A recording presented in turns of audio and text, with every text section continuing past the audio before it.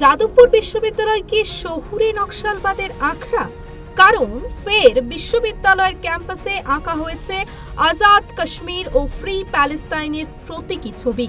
তবে এটি প্রথম নয়, এর আগেও ক্যাম্পাসের কোনায় কোনায় ভেসে উঠেছে বিচ্ছিন্নতাবাদী ভাবধারা।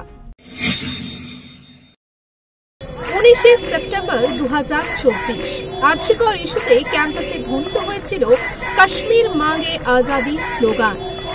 1 মার্চ 2016 একটি সাংস্কৃতিক অনুষ্ঠানে রাইট টু সিক আজাদির স্লোগান ওঠে।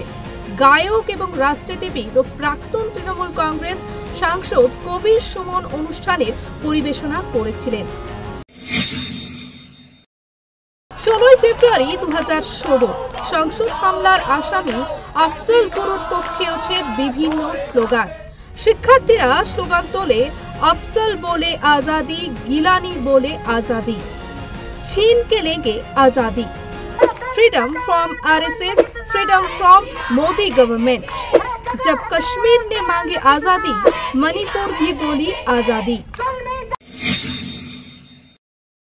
22 জানুয়ারি 2024 রাম মন্দিরের উদ্বোধন উপলক্ষে যাদবপুর বিশ্ববিদ্যালয়ের পুজোর আয়োজনে আয়োজকরা নকশাল এবং বিশ্ববিদ্যালয়ের বামপন্থী ক্যাডারদের কাছ থেকে হুমকি পায়।